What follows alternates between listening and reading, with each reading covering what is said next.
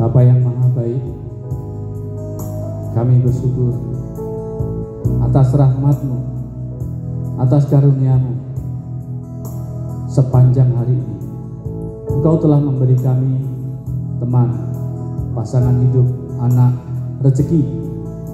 Engkau telah memberi kami, Engkau telah menyediakan semuanya untuk kehidupan kami, apa yang kami perlukan, sehingga kami mampu melewati hari-hari dengan penuh sukacita. Pada malam hari ini pun Bapa, Engkau hadir di tempat ini. Engkau telah menyentuh hati kami satu persatu. Engkau ingin memberikan nutrisi bagi kami, bagi iman kami, agar kami semakin tahu bahwa Engkau mengasihi kami umat-Mu tanpa pamrih, dengan tulus. Bahkan Engkau menebus kami hadir di dunia ini, menderita sengsara dan wafat di kayu salib. Kini saatnya Bapa, bukalah hati kami, bukalah telinga kami untuk mendengarkan pengajaran-Mu. Biarlah pengajaran-Mu itu tumbuh di dalam hati kami, hati yang subur karena pertolongan-Mu, sehingga tumbuh dengan baik. Bapa, jamahlah kami serahkan semua acara ini kepadamu. Kami hanya tunduk dan taat kepadamu. Kami hanya tergantung kepada pertolongan. Kami bukan siapa-siapa Bapa. Kami adalah pendosa. Tapi sungguh ajaib di dalam nama-Mu ya Tuhan. Pada sore hari ini Engkau gerakkan kami di sini. Kami percaya semua itu karena kerahiman, karena kuasa. Bapa, kami orang berdosa. Ampunilah dosa-dosa kami sepanjang hari ini. Doa-doa yang belum kami mohonkan tobat kepadamu. Engkau maha tahu, Engkau menyelidiki kami. Ampunilah kami pada saat ini. Saudara-saudariku, marilah dengan hati yang penuh kelembutan kita mengakui dosa kita dan kita mohon ampun. Saya mengaku kepada Allah yang Maha Kuasa dan kepada saudara sekalian bahwa saya telah berdosa dengan pikiran dan perkataan, dengan perbuatan dan kelalaian. Saya berdosa, saya sungguh berdosa. Oleh sebab itu saya mohon kepada Santa Perawan Maria, kepada para malaikat dan orang kudus, kepada saudara sekalian, supaya mendoakan saya kepada Allah yang Maha. Mari kita mohon absolusi romo.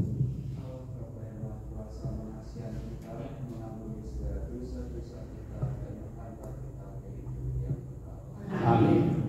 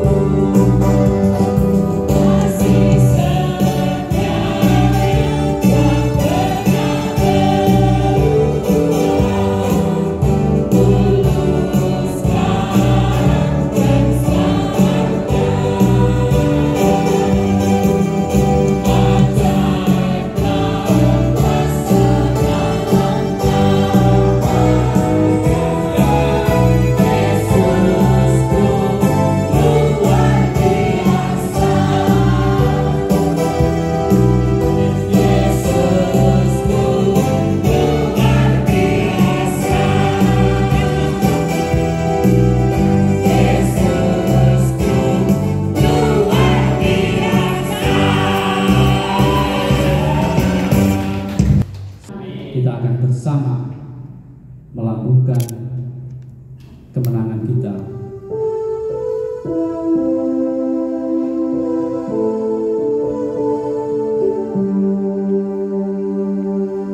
Ku yakin Kau hadir di sini, ku rasakan kuasa yang tak terbatas. Ku yakin Kau nyata di sini, kemenangan terjadi di sini.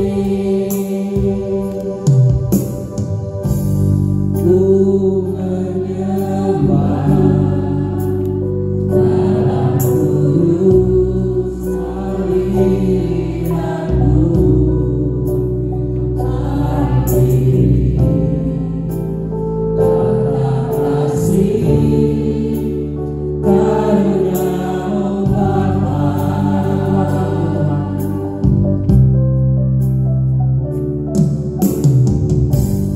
Kekuatanku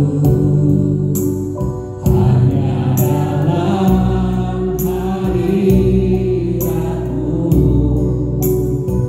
Yesusku. Hanya Kaulah segalanya. Ku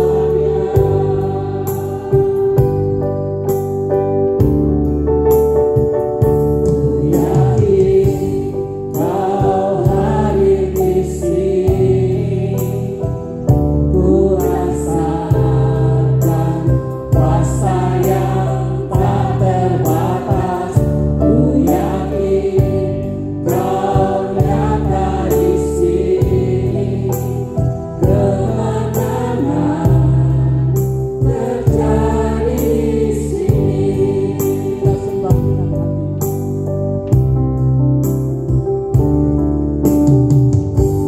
Ku menyembah dalam kudus hadirat-Mu, hadir tata kasih karunia-Mu Bapa.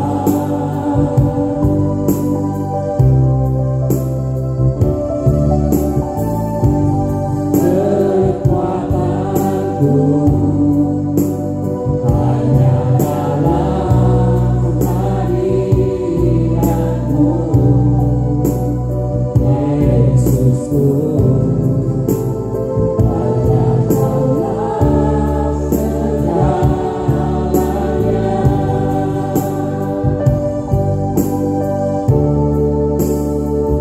Ku yakin Kau hadir di sini, ku rasakan kuasa yang tak terbatas. Ku yakin Kau nyata di sini, kemenangan terjadi di sini.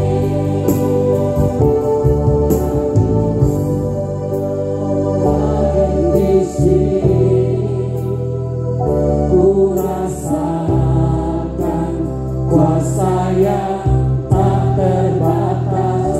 Ku yakin Kau nyata di sini, kemenangan terjadi di sini. Kita lebih dalam lagi. Kita masuk lagi. Ku menyembah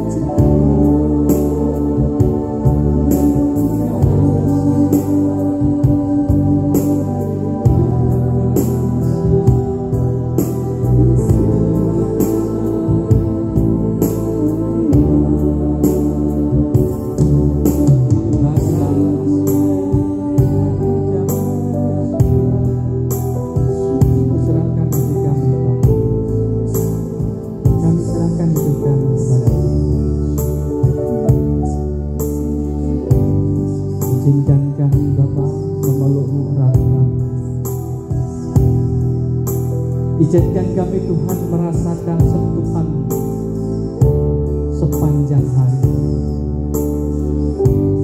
Izinkan kami melihat lagi karunia-karunia-Mu yang telah Engkau berikan. Kesehatan, kedamaian, dan kemampuan melewati sampai saat ini.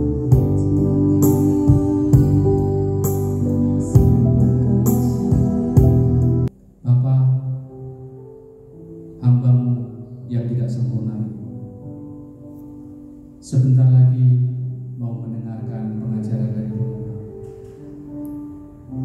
Bukalah hati kami, Bapa. Bukalah hati kami. Bukalah telinga kami. Jadikanlah kami murid yang setia dan taat. Jadikanlah kami murid yang mampu mengatakan terserah padamu, Bapa. Terserah Engkau apa yang Engkau lakukan. Seperti Bunda Maria pun mengatakan, terjadilah padaku menurut kehendak-Mu. Mampukanlah kami ya Bapa untuk mengatakan itu. Sehingga apa yang disampaikan oleh Romo kami pada malam hari ini tertanam dan tumbuh di hati kami.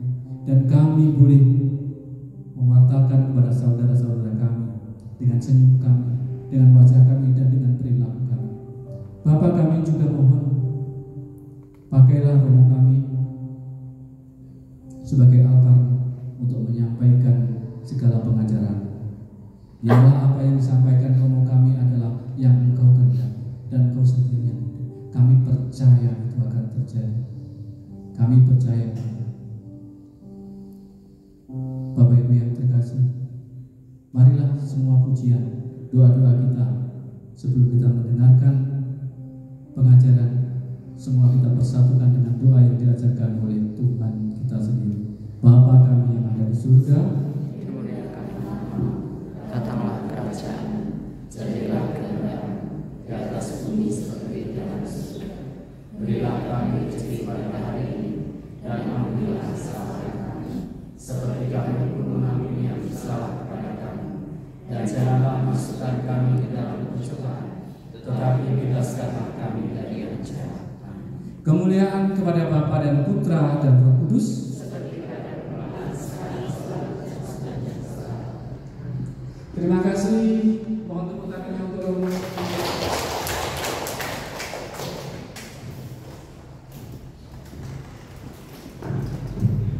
baik, kita akan membaca dari Injil Matius pasal 12 ayat 1 sampai dengan ayat 8. Kita berdiri dulu sebelum kita mendengarkan dan membaca ini. Kita lakukan satu pujian pendek, sing haleluya dengan setengah suara. Kita hayati kemuliaan Tuhan yang akan bersabda kepada kita.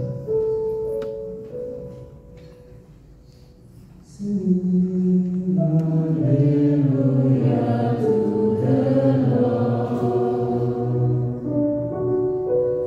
Sing haleluya to the Lord. Sing haleluya. Sing haleluya. Sing haleluya to the Lord. Sing haleluya to the Lord. Sing haleluya to the Lord.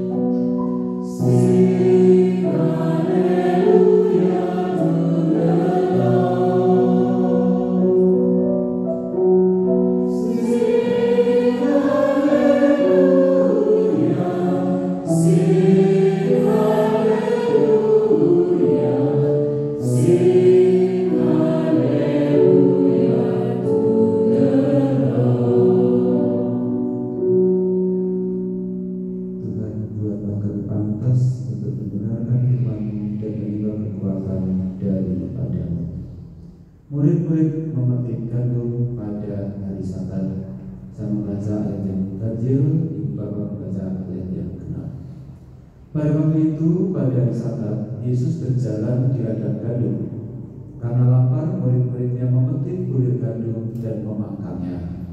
Melihat itu, berkatalah orang-orang Farisi kepadanya, lihatlah, murid-muridmu berbuat sesuatu yang tidak diperbolehkan pada hari Sabat. Tetapi jawab Yesus kepada mereka, tidakkah kamu baca apa yang dilakukan Daud ketika ia dan mereka yang mengikutinya lapar? Bagaimana ia masuk ke dalam rumah Allah, dan bagaimana mereka makan roti sajian yang tidak boleh dimakan, baik olehnya maupun oleh mereka yang mengikutinya, kecuali oleh imam-imam. Atau tidakkah kamu baca dalam kitab Taurat bahwa pada hari Sabat imam-imam melanggar hukum Sabat di dalam bait Allah namun tidak bersalah? Aku berkata kepadamu, di sini ada yang melebihi bait Allah.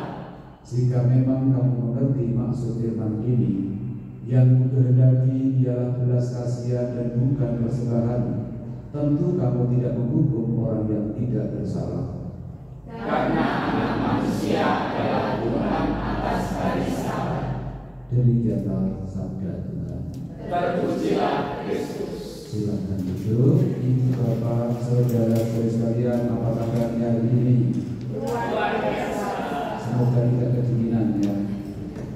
Tema yang mau kita renungkan adalah Sabat, Sabtu, dan Minggu. 3 hari itu muncul dari pertanyaan begini. Orang-orang denominasi lain mempertanyakan mengapa perayaan hari Sabat diubah menjadi hari Minggu. Hari Sabat adalah hari ke-7, hari Minggu adalah hari pertama dalam seminggu. Dan apakah perubahan itu dilakukan hanya sekedar supaya berbeda dari hari raya orang Yahudi? Pertama, yang perlu diketahui kemiripan antara Sabtu dan Sabat, atau Sabat dan Sunday, tidak membuat keduanya itu sama. Hari Sabat sama dengan hari Minggu, bukan begitu. Kata Sabat Ibrani berarti berhenti bekerja atau beristirahat. Nah, latar belakangnya adalah dari kitab Kejadian ketika Allah menciptakan alam semesta. Hari yang ke-7 Ia melihat semuanya itu sungguh amat baik, maka Ia beristirahat. Perintah Allah kepada Israel kita bisa buka nanti misalnya dalam kitab Keluaran pasal 20 ayat 8. Kuduskanlah hari Sabat.